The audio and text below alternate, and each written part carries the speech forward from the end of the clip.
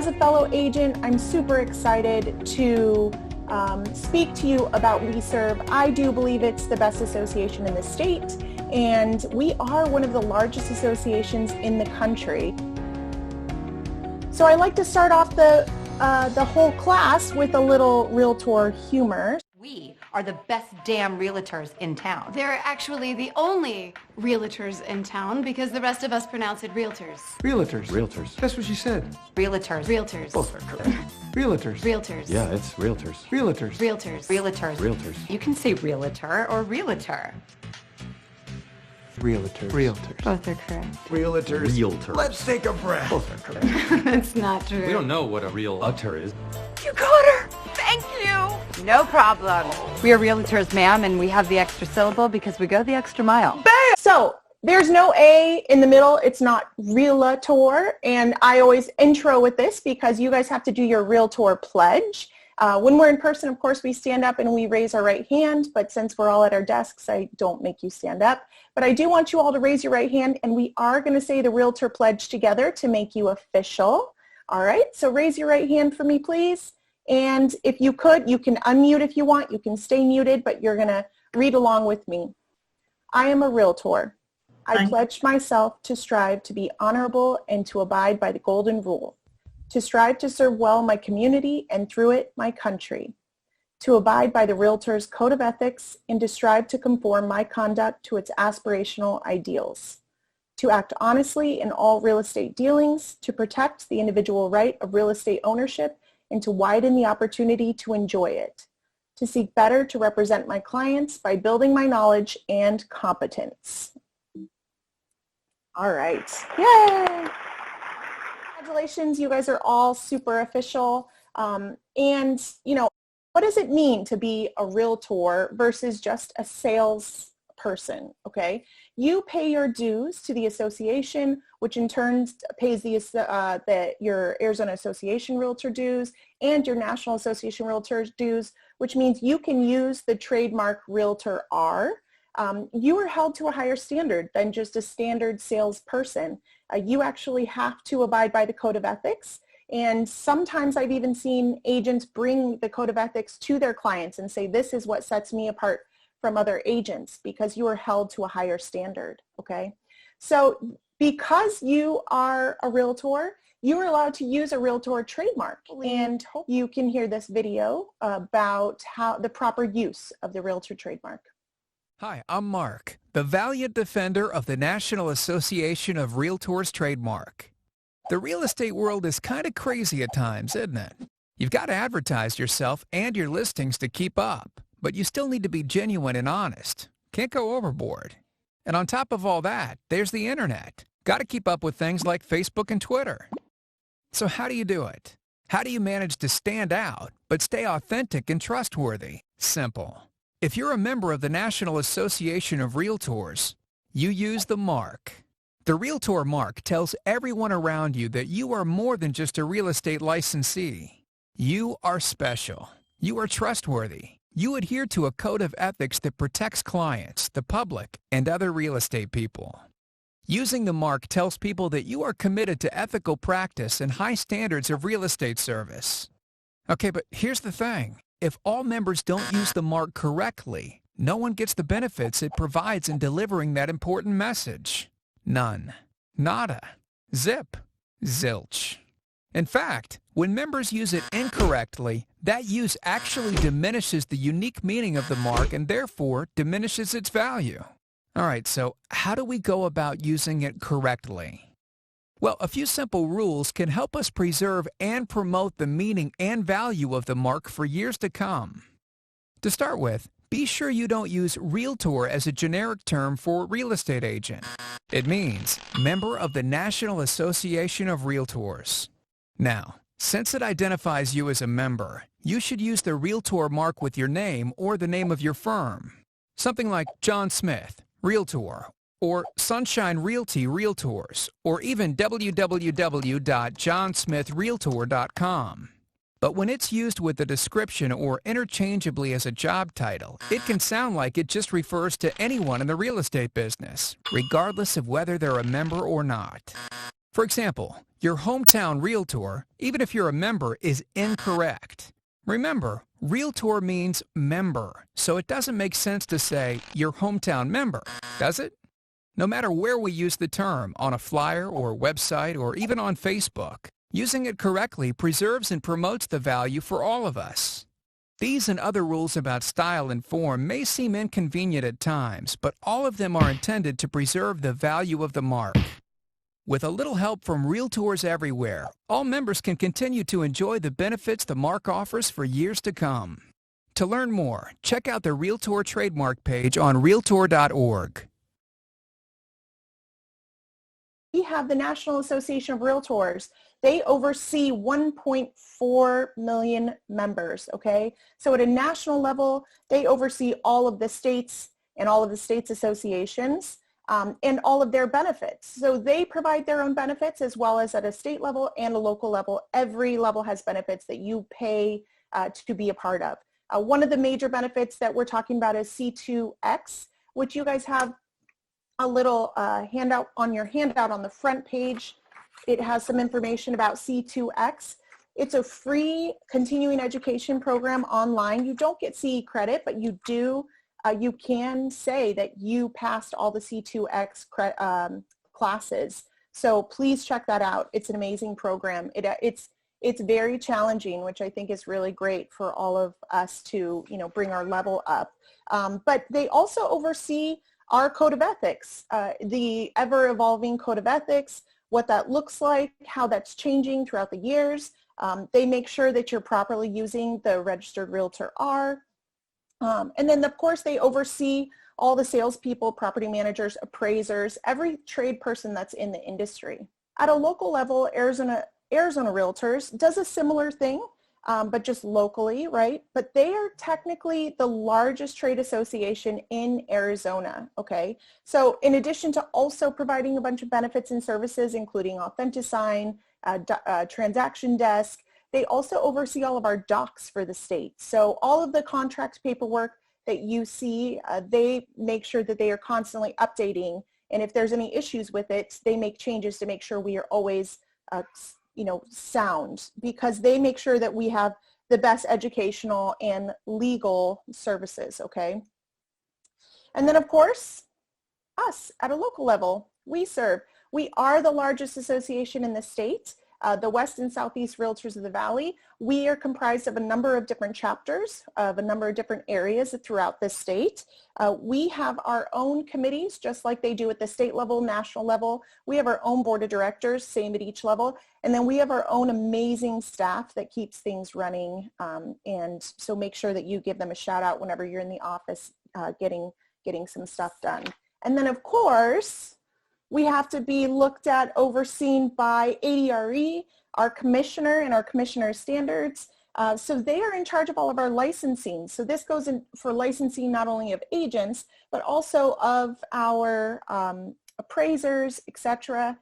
They protect the public from us, and they make sure that your marketing is all in line, truth in marketing and all of that. So now this is not necessarily part of our association, but they are generally in the same building as our association, at least in the East Valley location.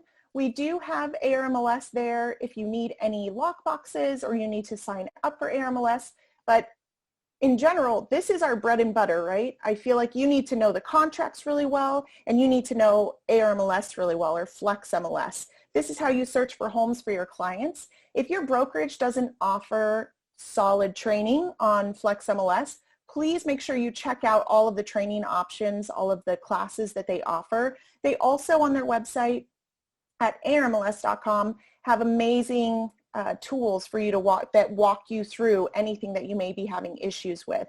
But it's super important that you're efficient in Flex MLS so you can be efficient home searchers for your clients, okay? And then this is just a gentle reminder to pay your dues, or that your dues will be due coming up at the end of the year. It's a rough time for us to be paying a large sum of money. So I point out that your dues are due so that when you have your first closing, you set aside that money and you don't have to worry about it. It is at the same time as the holidays, right? So you get your dues notice in December, and then your dues are officially due in January. For those of you who just started, your anniversary month is going to be when your ARMLS is due. So luckily you don't have to double up on your dues for ARMLS and NARA or WeSERV. For those of you looking at the handout, this is just an example of the dues breakdown of what dues breakdown could look like. Now each chapter has a different dues breakdown, okay? So yours might look different. Some of yours might be cheaper, for example, which you're lucky if it is. But, you know, realtors are notoriously not great with money since we get some big checks when we close deals. So I want to make sure that none of you are in a position where you can't pay your dues come the end of the year. So what do you want from your association? Does anybody want to unmute and give me a few examples of things you want from your association? Hi there. Hi. I'm Pam. You know, this is all new to me, and so just within the last week or so, I have tried to navigate the website. And so what I like about it, because I don't believe my broker does a lot of training, if you will, I just like that it's a place I can go get information or resources. And for me, that's what I'm, you know, looking to get out of it, is just a way to be able to connect and get some learning and updates that I require. Yes, I love that. That's perfect. I think that we are an amazing association. If your brokerage does not cover all those things also, we have so many classes going on all the time. So make sure you're always looking at the website. Make sure you're looking at your newsletter they send out. They send out an education one, then they send out another one. And keep an eye out for what's out there. Especially as a new agent, it's easy to kind of feel isolated. So make sure you plug in, and if classes are the way to do that, especially right now, then please do. Thank you for that. That's perfect. Well, you're going to get a lot of different things with your member benefits, and we're going to go over some of these things today. And I'm going to start with advocacy. Now, you know, I am not huge into politics, but unfortunately, real estate is politics, okay? And if you're new to real estate, you may not realize this yet, but you'll realize, especially being in an election year, how important it is that you have a pulse on what's going on with the bills that are coming across the table and how they affect you, not only as agents, but also as homeowners, which then in turn affects your clients, okay? For the dues breakdown, you may see a $30 or $35 special assessment. I believe the special assessment is worked into everybody's dues, no matter what chapter you're in. This is an optional amount of money that you can put just once a year towards the Realtor Party. This supports our issues, okay? So specific to realtors, specific to home ownership, and it's really vital. Can we talk? Can we just get real and talk? Imagine a world where you couldn't post a for sale sign in a client's yard. Or suppose your independent contractor status was jeopardized and you are required to punch a clock at your broker's office. Or what if Congress abolished the mortgage interest deduction? How would it affect your business? Look, they say avoid talking politics at parties, but these scenarios just might happen without the Realtor Party. The Realtor Party.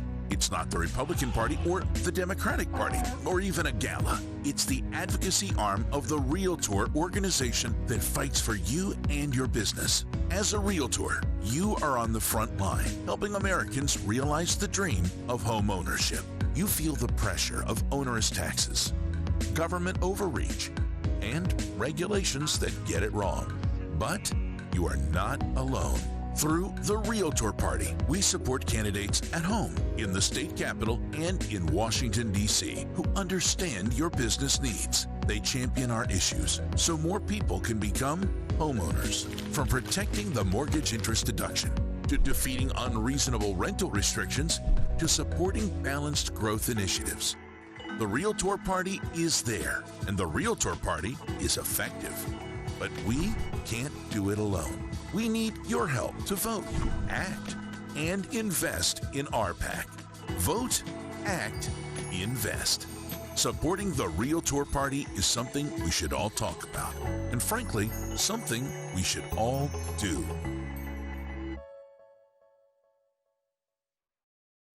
Open house signs in cities, there's certain city ordinances where you can only have a couple of open house signs, or the city will actually come and pick them up and take them from you.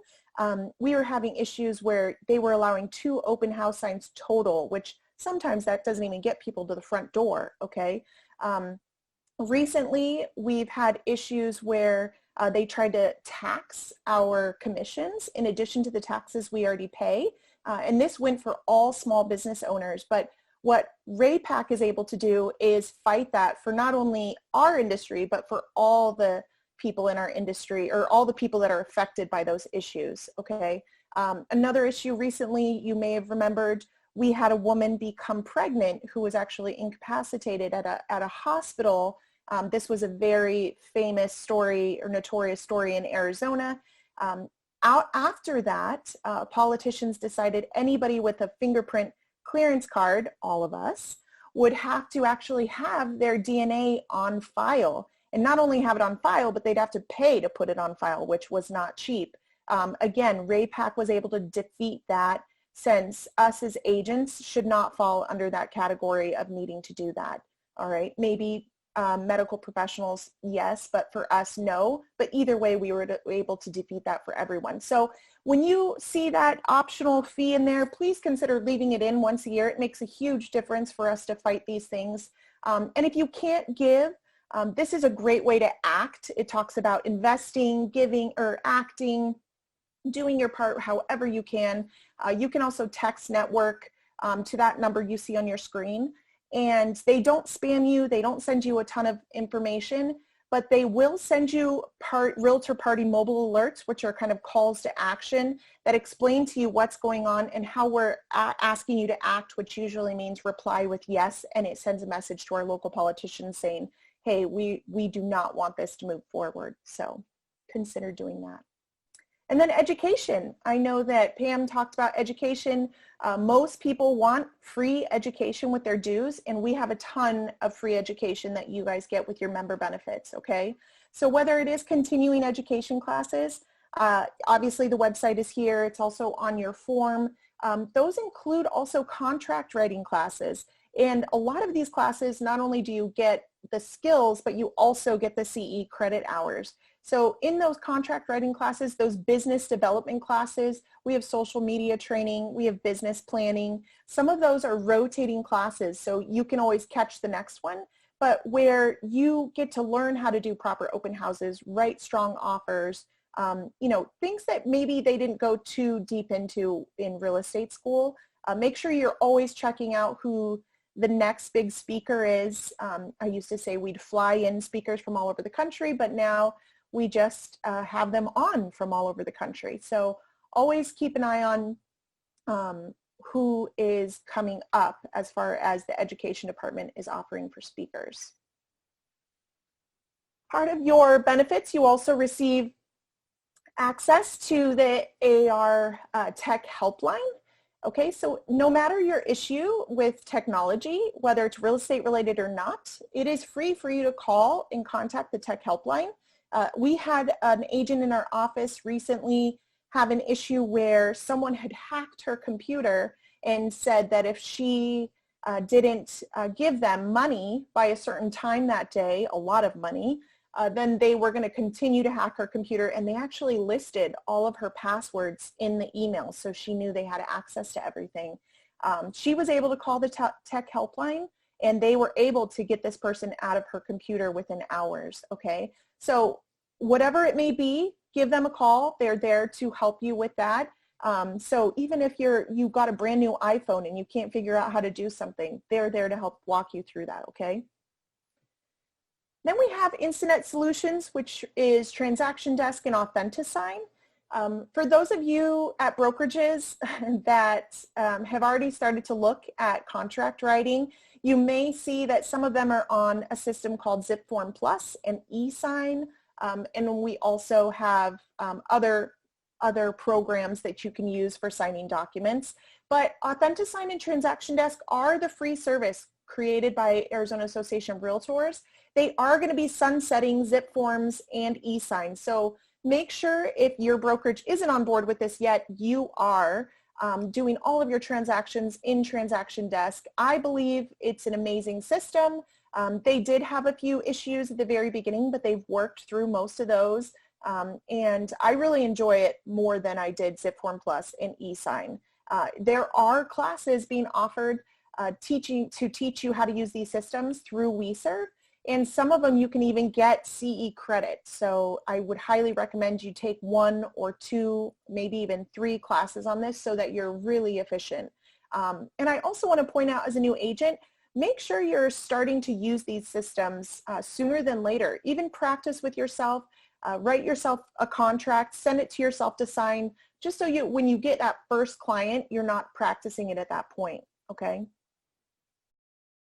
Log into AAR single sign-on in order to get into Transaction Desk.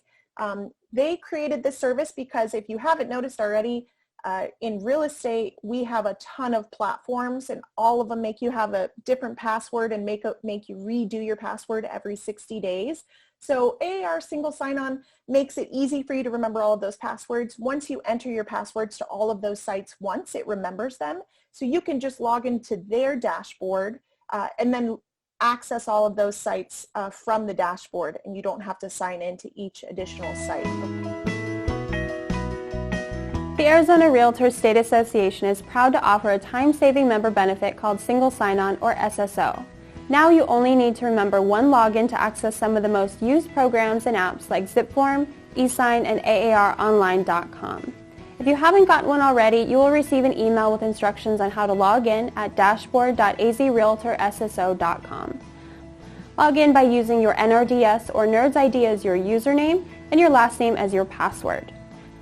The first time you log in, accept the end user license agreement, change your password, and submit answers to 3 security questions. In just a few minutes, you'll be ready to use the State Association SSO. After logging in, you'll see that the dashboard is divided into several sections. On the left side are menu bars for Arizona Realtors Single Sign-On, Arizona MLS's Single Sign-On, Arizona MLS's, and Arizona Realtor links. The top 2 sections are true single sign-on links. The first time you use them, enter your username and password those accounts. From then on, the system will remember them for you. The Arizona MLS's section has quick links to those sites, but they are not yet single sign-on links. We hope that eventually all MLSs in Arizona will participate. The Arizona Realtors link section is a collection of quick links to some of the most common destinations on AARonline.com. The right side of the dashboard has sections for messages, a calendar, helpful links, and support information. The calendar contains some of the upcoming events from our website. Helpful links are more commonly used sites but are not single sign-on links. The support information is just in case you need help signing in or using the dashboard. We hope you enjoy this member benefit and use the Arizona Realtor Single Sign-On every single day.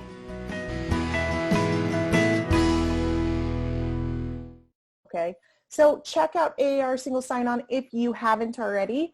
I do have the website on your handout. Even though it would have shown it on the video, you do have it in your handout, so you can go in there and make sure that you're all set up on AAR Single Sign-On. And the RealMart store is available. You can also see some of the things online. You can see some of the things they offer online that you can purchase. They have extremely competitive pricing. They have all the things that you would need, whether you need sign writers, whether you need open house signs, lock boxes. Their pricing, you also get a discount for being a member. So make sure you check out the items they have before you buy it anywhere else. I believe that they have, like I said, extremely competitive pricing and very unique stuff for you and your real estate needs. And there's so many more benefits, okay? So there's a full list of benefits that you guys receive.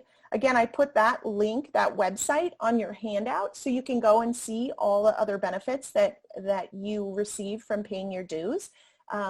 This includes when you buy tickets to different sporting events, concerts, buying cars.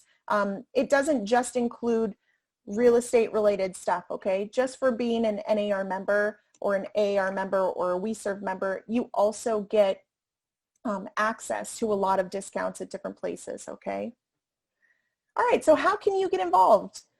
There's lots of different ways to get involved. Right now, that looks a little bit different than it used to as far as our committee meetings, but we still have a ton of committees. Between the 4 chapters, we have a ton going on. So make sure you get plugged in to whatever might interest you. Now, I don't have time to go through every single committee, but I will highlight a few items from some of them. On the website, though, I put the website on your sheets. There is a full list of all of the different committees, councils, forums, and then which area serves those, okay? So you can make sure you check that out. Plus, it gives a good description of what those entail. I also want to point out, because this is a question a lot we get along the way, not every committee you can just jump into mid-year. You do have to join at the beginning of enrollment for committees, but most of them, I would say you can jump in mid-year. You may not be able to be a voting member, but you can join them, all right? So we have the affiliate committee and affiliates. Those amazing sponsors we had at the beginning of this class are affiliates. Anyone affiliated with our industry who supports our industry, whether it's title, lenders, home warranty, you know, like you saw, life, not life insurance, well, life insurance also, but healthcare. Those are affiliates that support you, support your classes, support our events, and they meet as a committee to see how they can better serve us as agents. We do have a board of directors. Once you've been in the business for a few years, I would definitely say if you feel like you want to make a difference, you can join our board. It's an amazing experience, and you do get a say in everything that goes on in the association. We are a board-run association, so you're making all the big decisions. We do have a commercial networking group, so that's why I asked earlier if anybody's going in commercial. Check that out. We have a community outreach committee that focuses on doing community service within our community. So if you're interested in community service, this is a great committee to join if you just want to kind of get your feet wet on committees and you like giving back. Finance committee. So generally, if you want to be on the board eventually, you will join the finance committee just to see what the finances are like in the association. Global Business and Alliance Council. So again, if you're interested in global business, they do some really great work all around the globe. Governing Docs Committee oversees all of our governing docs for the association. Government Affairs and Public Policy. So this group, I just want to point out, because remember I said that real estate is politics. They're an amazing group who every policy that comes across the table, they read. They split up all of those duties, but they do read every single one, and they see if it affects you as agents or us as homeowners, and then they act accordingly. So this group, they're a great group. We also have the Grievance Committee. This is our form of ethics, right? So if you put in a complaint against a peer, or the public puts in a complaint against you as an agent, it would go in front of the Grievance Committee to review that complaint and decide if it truly is an ethics violation and needs to move forward to professional standards. Information Systems Committee, they oversee how we communicate with one another in the association.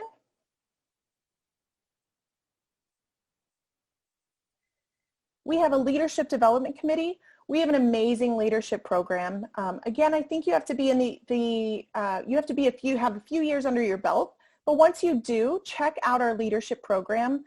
I am a leadership program graduate, and it's unbelievable the people that they get you to sit down with face to face. You know, you get to sit with Commissioner Judy Lowe, the CEO of AirMLS. You usually are meeting with our CEO every class. You get to see the ins and outs of the association, not only locally, but at a state level. And then they also bring in out-of-state speakers for that. The Marketing Home Tour Committee looks a little different these days, okay? So we're not all getting in cars together and touring homes, but I know that they're looking for new ways to do that, because this was one of my favorite things to tell new agents to be a part of. The home tours are an amazing way to see a big area of a city in a small period of time, okay? So if those get back up and running, maybe everyone's gonna have to start riding in their own cars instead of carpooling. This is a great thing for new agents to take advantage of because you get to get inside of a group of homes, all let's say in Chandler that day, 10 different homes, different neighborhoods, and hear agents talk about their feedback for those homes, which I think is priceless for brand new agents. Member engagement committees, again, how to make sure members stay involved. There's a motorsports group. If you're into motorsports, this is perfect for you. Professional development committee, making sure that we are continuing to raise the bar with professionalism and teaching. Professional standards committee. So like I said, once it moves on from grievance and it is decided that it is an actual ethics violation, it would move on to professional standards, and then you get your kind of day in court.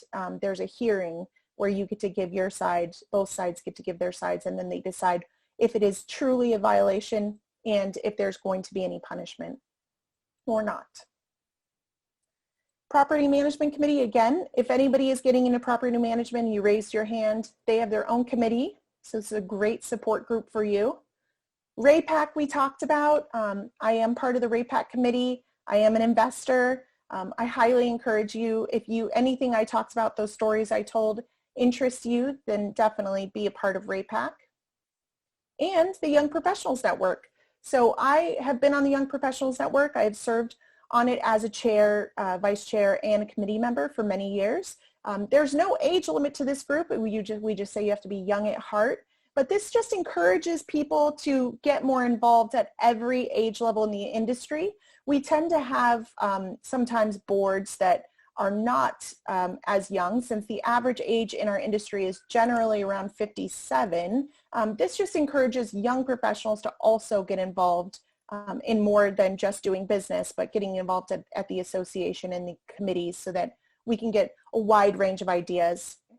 So realtor safety, I think, has always been a known issue, all right? When I started in real estate almost 8 years ago, there were a lot of stories that went around about what that looks like, okay? And at the time, I believe a lot of people thought it was sort of, they were rumor, okay? There weren't a lot of reports of it on the news. You would hear horrible stories, but you never really believed it could happen to you. Then 2 years into the business, Beverly Carter happened, okay? So if you aren't familiar with the Beverly Carter story, recently we actually had her son, very recently, just last week, had her son speak to our association about his mother's story. But Beverly Carter's story was the first, in my opinion, big realtor story to make national news and make headway in our realtor safety efforts. Beverly had been working with a couple who she didn't know was working with her because they believed that she was a very wealthy agent, okay? Many agents like the nice cars, want to dress professionally, maybe make it look like they have more money than they actually do. And in this case, this couple thought that if they got her alone and they kidnapped her, they could hold her for ransom. And they did just that, okay? So she went to show them a house, and she did take some safety protocols, but just not quite enough, okay? And the message isn't that, real estate is a dangerous business and you shouldn't be in it. The message is that you guys need to make sure that you are taking every precaution to ensure your safety. And the video, I like this video. It's a little bit older of a video, but it really goes through all the different ways that you can take precautions for yourself to make sure that you don't end up like Beverly Carter, okay?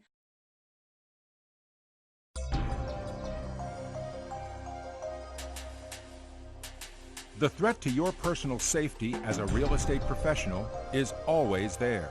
But there are things you can do to protect yourself. Here are a dozen steps you can take today to reduce your risk. Number 1, hold the first meeting with your clients at the office, not at the property you're showing. Number 2, before leaving with a person to show a property, do the following. Ask for and make a copy of the person's ID and explain it will be kept on file for a limited period of time. If the person refuses to provide an ID, end the meeting. Then, let your office administrator, broker, or other person, including a family member or friend, know where you're going, with whom, and when you expect to return. If your office has a shared calendar, put the appointment on that. And finally, invite someone else along. Number 3, download one of the many safety apps available for your cell phone and make sure your phone is fully charged. Some apps require you to keep your finger on your phone at all times. Once you let go, it automatically calls 911. Other apps call you at specific times to check in. If you don't answer, it calls the police.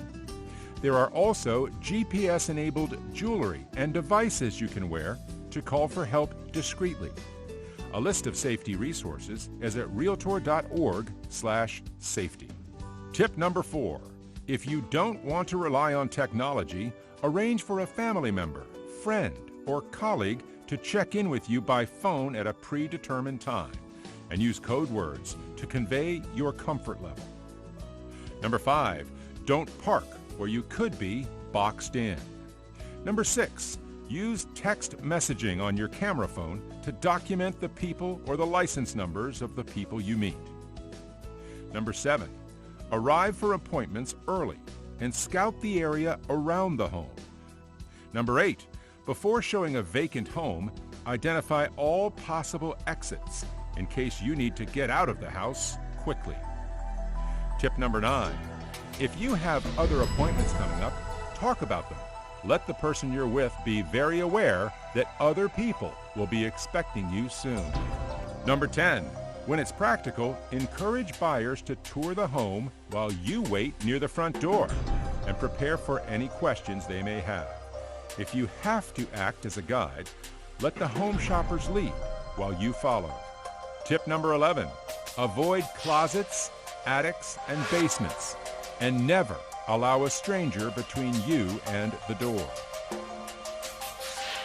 Tip number 12, be assertive and confident. When you feel uncomfortable or sense a threat, excuse yourself from the situation, go make a call, or retrieve something from your car. You can't eliminate all risks, but by taking these few simple steps, you make it far more difficult for someone to do you harm. For more safety resources, visit realtor.org/safety. So we're going to do breakout groups. You're going to have 2 minutes to speak with your breakout group about the following scenario, okay? So you're at an open house alone. The condo is on the 2nd floor, so it's a condo. You're on the 2nd floor, and your phone is dead, and you don't have a charger, okay?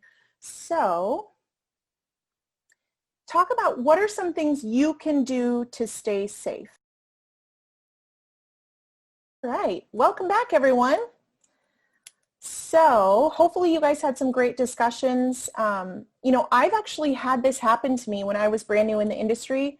I was doing an open house in an area. I had an agreement with my husband. I'll call you every 30 minutes to check in. And then my phone died, and I had let him know, and I didn't leave the open house. And the next person who walked in the door was the biggest, strongest looking human I had ever seen in my entire life. And I was terrified. And I work out, I lift weights, I feel like I'm a pretty strong chick, okay, and I'm generally am not afraid of anything, which I think is what scares my husband, but he would have easily done whatever he wanted to me, and I realized it really quickly.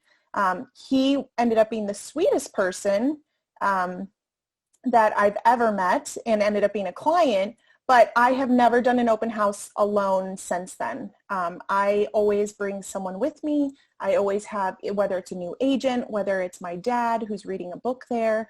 And when people say, who's that? I'll just say, oh, security, you know, laugh it off, and people think I'm crazy, but it's true. So, all right.